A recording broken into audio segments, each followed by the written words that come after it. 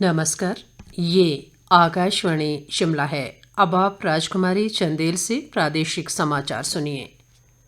प्रदेश मंत्रिमंडल ने राज्य में 3 नए नगर निगम बनाने को मंजूरी दी है। राज्य मंत्रिमंडल की आज शिमला में मुख्यमंत्री जयराम ठाकुर की अध्यक्षता में हुई बैठक में मंडी, सोलन और पालमपुर नगर परिषदों को स्तरोन्नत कर इन्हें नगर निगम का दर्जा देने का निर्णय लिया गया। इन नगर निगमों में आसपास के क्षेत्र जोड़े जाएंगे। इसके अलावा मंत्रिमंडल ने प्रदेश में 6 नई नगर पंचायतें बनाने का भी निर्णय लिया, जिनमें सोलन जिले में कंडाघाट, ऊना जिले में अंब, कुल्लू जिले में आनी व निरमंड और शिमला जिले में चिड़गांव व नेरवा नगर पंचायत शामिल हैं। मंत्रिमंडल ने नेरचौक, करसोग और ज्वाली शहरी स्थानीय निकायों के पुनर्गठन का निर्णय भी लिया। एक अन्य महत्वपूर्ण फैसले में मंत्रिमंडल ने स्नातक स्तर के प्रथम व द्वितीय वर्ष के विद्यार्थियों को अगली कक्षा में स्तरोन्नत करने का निर्णय भी लिया।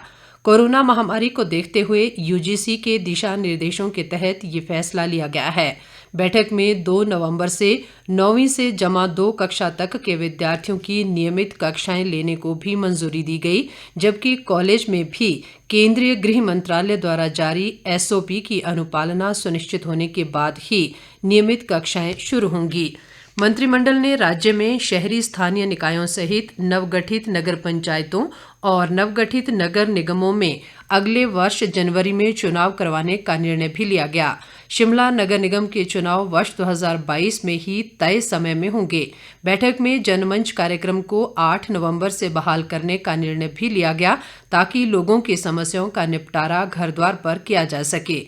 मंत्रिमंडल ने एक अन्य महत्वपूर्ण फैसले में प्रारंभिक व उच्च शिक्षा विभाग में विभिन्न श्रेणियों के एसएमसी अध्यापकों की सेवाएं शैक्षणिक सत्र 2020-21 के लिए बहाल करने को भी मंजूरी दी। इसके अलावा मंत्रिमंडल ने विभिन्न विभागों में अनेक श्रेणियों के पद भरने को भी स्वीकृति प्रदान की।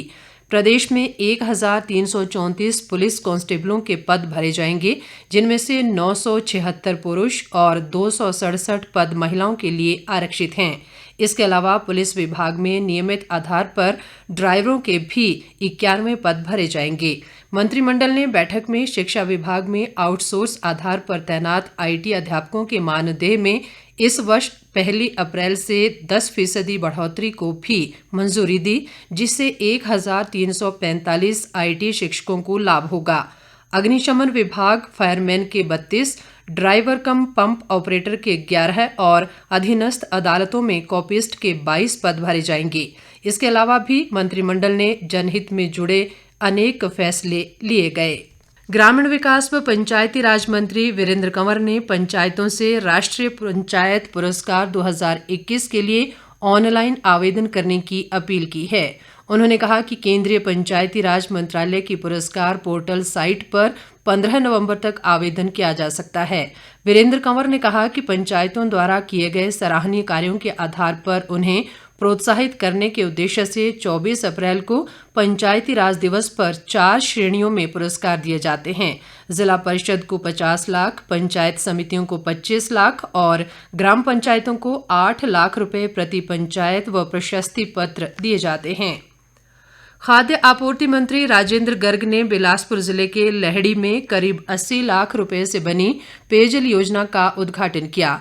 इससे क्षेत्र की लगभग 800 की आबादी को पेयजल की समस्या से निजात मिलेगी।